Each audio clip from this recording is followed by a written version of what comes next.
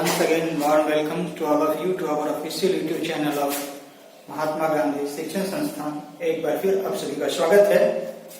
तो in the last video we had studied about civics chapter number 2, and in today's, according to the broadcast request, once again we came here on civic history, and that is chapter 2 for standard 8. This is day 1.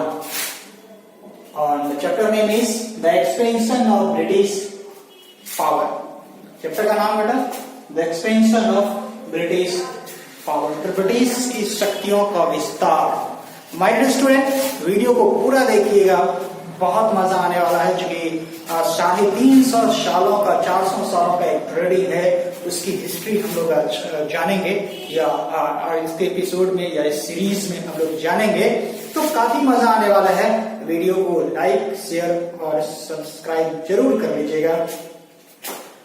Subscription button के बगल में bell icon होगी, उसे आप press कर दीजिएगा ताकि हमारे सारे वीडियो का नोटिफिकेशन आपको जाता रहे।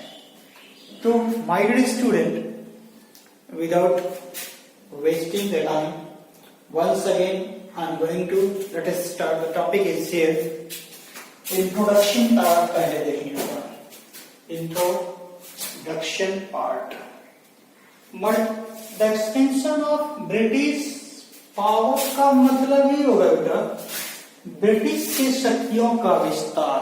ब्रिटिश के शक्तियों का विस्तार कैसे विस्तार हुआ?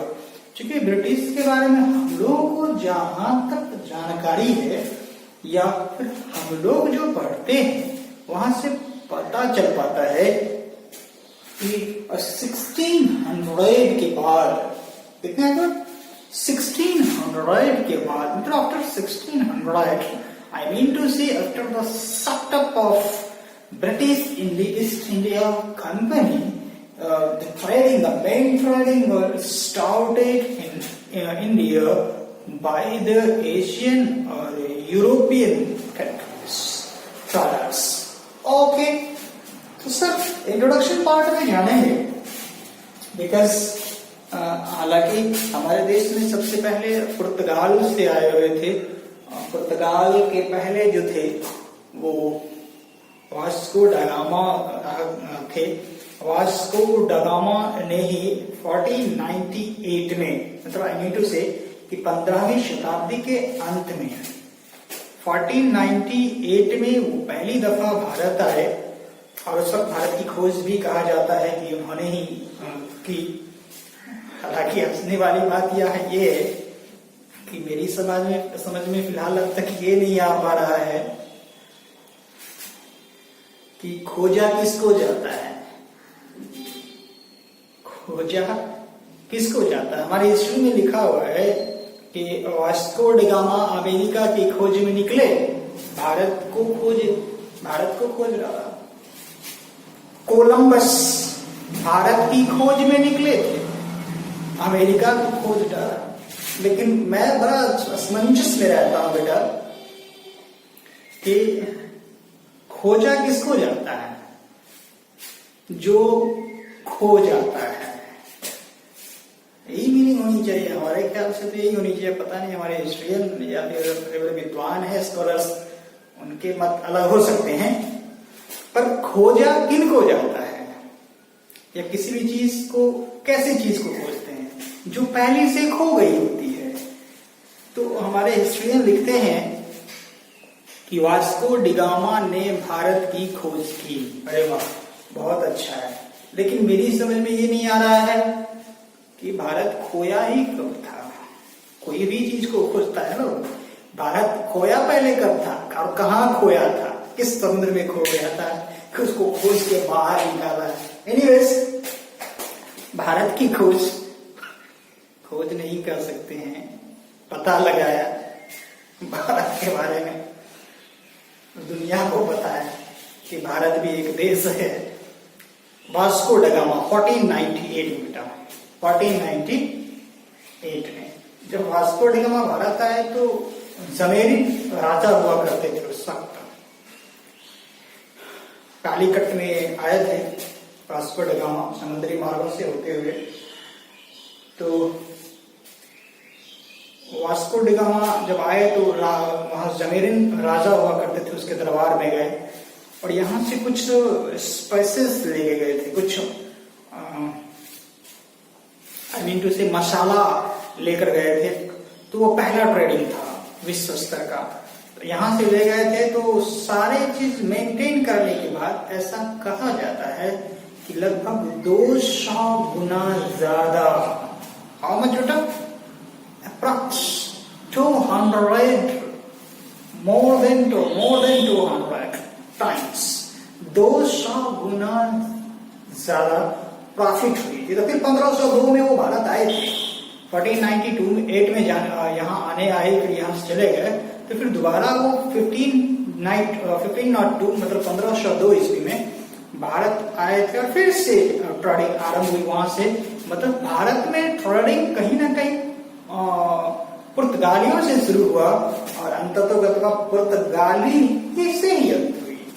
मतलब हमारा देश, जैसा कि हम लोगों को पता है कि 1947 में आजाद हो गया था। Our country was independent on 15th August 1947, as we have heard or as we have studied in previous classes also। हम लोग जानते हैं कि 15 अगस्त को देश आजाद हो गया था ब्रिटिशों से। लेकिन बेटा मैं बता देता हूँ कि भारत का एक हिस्सा ऐसा भी था जो आजादी की बाद भी, आई मीन टू से कि 15 अगस्त 1947 के बाद भी देश गुलाम था। मतलब देश के कुछ हिस्से गुलाम थे। जैसे गोवा की अगर बात कर ले बेटा, तो गोवा पुर्तगालियों का गुलाम था। कब? 1947 के बाद ही बेटा।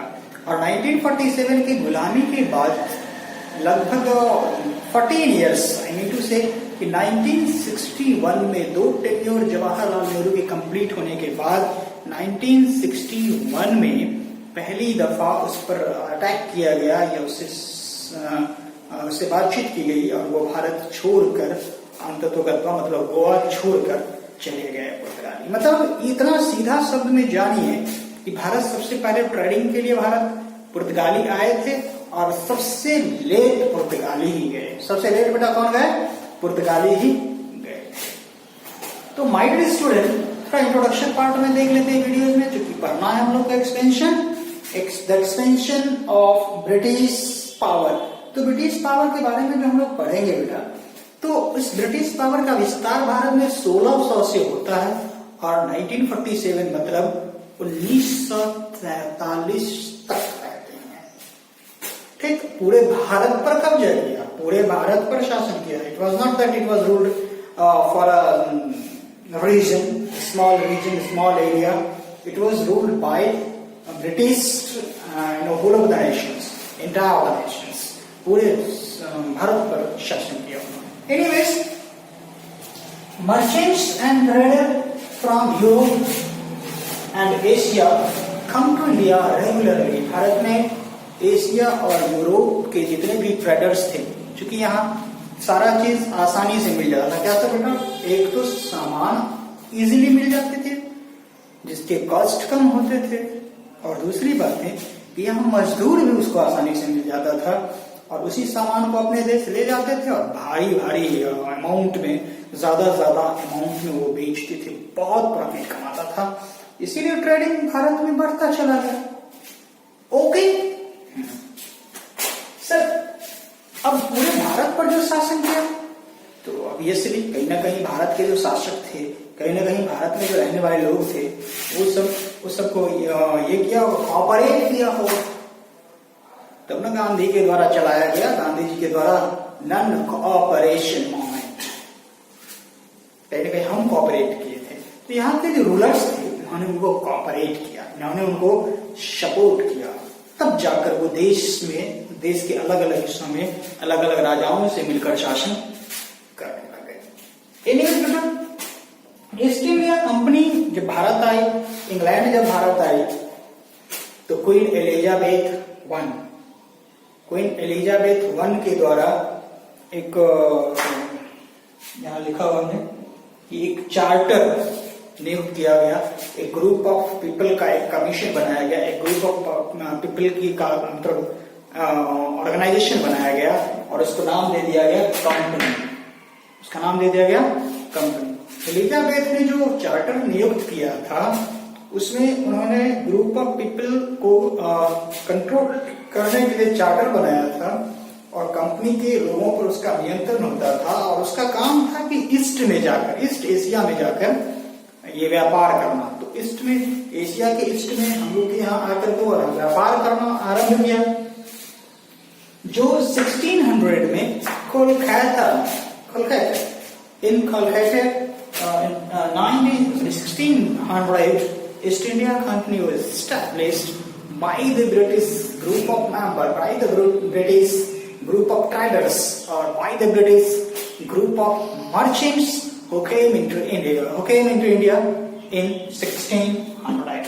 बेटा आपसे अगर कोई पूछ ले कि कंपनी की स्थापना कब हुई तो ईस्ट इंडिया कंपनी जो है आपसे बोले कि ब्रिटिश ईस्ट इंडिया कंपनी की, तब आप बोलेगा 1600, because French east India company was established. French east India company भी है भारत में, रहा है।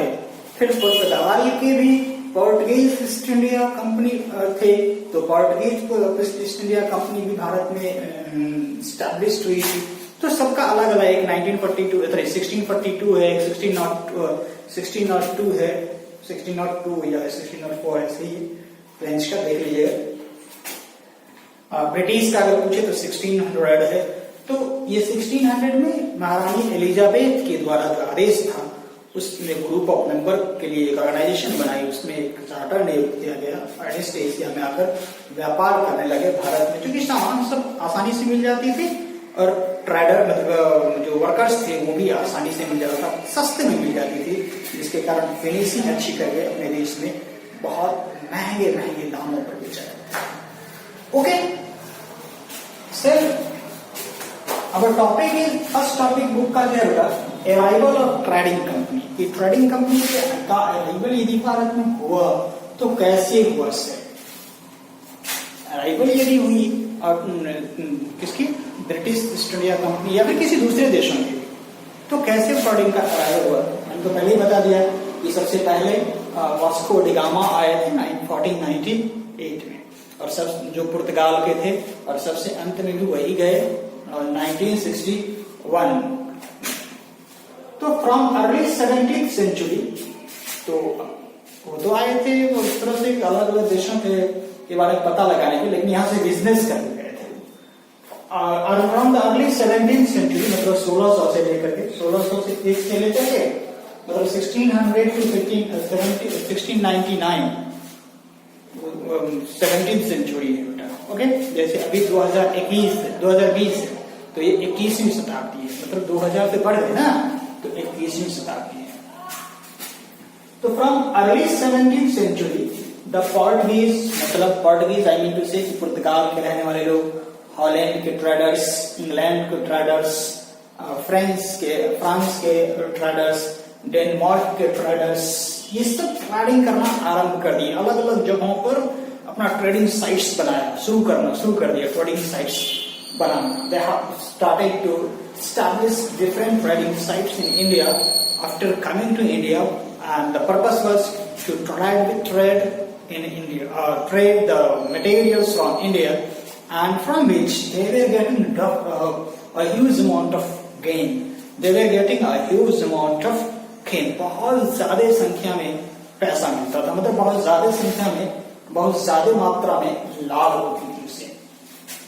ठीक सर, यहाँ एक बात मैं बता देता हूँ, हाँ, डेनमार्क के बारे में आप लोग को मैं कुछ होमवर्क दे देता हूँ, क्योंकि आप लोग घर पर रहते हैं तो कुछ होमवर्क कीजिएगा। अभी पुर्तगाल के जो शासक हैं वो कौन है, हॉलैंड में कौन है, इंग्लैंड में कौन है, फ्रांस में प्रधानमंत्री फिलहाल फ्रांसवा ओलांद है, तो फ्रांस का मैं बता ही देता हूँ, फ्रांसवा ओलांद। डेनमार्क का पता कर लीजिएगा, डेनमार्क का कौन है। डेनमार्क के बारे में एक बात मैं बता देता हूँ कि दुनिया की सबसे द मोस्ट जो ट्रांसपेरेंट डेमोक्रेसी है वो विश्व में अगर कहीं है तो डेनमार्क में है। ट्रांसपेरेंट डेमोक्रेसी होता है। लेकिन हालांकि डेमोक्रेसी के लेवल पर अगर देखा जाए कि डेमोक्रेसी फॉलो कहाँ हो रही है, ज्यादा लोगों में कहाँ इंप्लीमेंट ज्यादा है, तो बहुत ज्यादा नीचे फॉल डाउन हुआ है इसका। लेकिन ट्रांसपेरेंट डेमोक्रेसी विश्व में अगर कहीं है तो डेनमार्क उसका एक एग्जाम्पल हो सकता है। ओके बेटा, डिफरेंट ट्रेडिंग सेंटर्स वर एस्टैब्लिश्ड। भारत में हमने पहले कह दिया, भारत में डिफरेंट ट्रेडिंग सेंटर एस्टैब्लिश किए गए। इनके द्वारा तो पुर्तगाल के लोग आए, हॉलैंड के लोग आए, फ्रांस से आए, इंग्लैंड से आए, डेनमार्क का आए, कुछ कोलकाता में आ गए, कुछ उड़ीसा के पास बनाए, कुछ गुजरात के पास बनाए, मतलब ईस्ट इंडिया में कुछ बनाए अपने पोर्ट्स को, कुछ सेंटर्स बनाए, वेस्टर्न घाट में, कुछ ईस्टर्न घाट में, साउदर्न घाट में। तो ये अलग अलग घाटों में, चूंकि भारत के दो अलग अलग घाट्स हैं, एक ईस्टर्न घाट है, दूसरा वेस्टर्न घाट है। तो अलग अलग घाटों पर अपना सेंटर बनाया, वहां से वो ट्रेडिंग करना आरंभ, क्योंकि सी से ही होती थी, रोडवेज तो है नहीं, या फिर पहले तो था नहीं, मतलब एयरवेज भी है, सीवेज भी है। तो सी में वही जो नाव और नाव वगैरह था, तो इतने फेमस भी नहीं थे, मतलब इतनी ज्यादा जितनी आज टेक्नोलॉजी से लैस होती है उतनी टेक्नोलॉजी भी नहीं थी बेटा। तो फैक्ट्रीज वगैरह एस्टैब्लिश किया गया। फैक्ट्री किसको कहते हैं?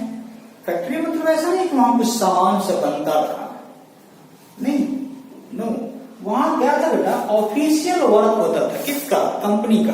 तो official work of the company को हम लोग फैक्टर कहते थे। Official work of the company को क्या कहते थे बेटा? फैक्टर्स कहते थे। जिसके कारण ये जहां भी स्टैब्लिश किया गया, जहां भी ये साइट्स बना, उसका नाम फैक्ट्रीज रख दिया गया। उसका नाम बेटा क्या रख दिया गया? फैक्ट्रीज रख दिया गया। Okay, hope you are getting me. और दीज फैक्ट्रीज, ये फैक्ट्रीज जो था ऑफिस के रूप में काम करता था, मतलब ऑफिस होता था, यहां से ट्रेडिंग होती थी। तो ऐसा नहीं कोई सामान यहाँ बनाया था, सामान तो अलग अलग जगह पर बनती थी। ऑफिशियल वर्क जितने होते थे वो सब फैक्ट्रीज में होता था। क्यों फैक्ट्रीज पर? क्योंकि ब्रिटिश में ऑफिशियल ऑफ द कंपनी को फैक्टर कहा जाता था, इसीलिए जहां एस्टैब्लिश किया गया इसको, वहां इसका नाम फैक्ट्रीज रखा गया। बात समझ में आई? ओके, होप कि आपको हमारी ये सारी बातें समझ में आई होगी। मैं आपसे मिलूंगा एक नए वीडियो के साथ, नए टॉपिक के साथ, इसी चैप्टर में अगले वीडियो में। तब तक इसका एक स्क्रीन शॉट लेकर, दिख रहा है? ओके, इसका एक स्क्रीन शॉट लेकर आप याद करेंगे, नोट्स बनाएंगे और मिलते हैं आपसे अगले वीडियो में। तब तक घर रहिए, सुरक्षित रहिए,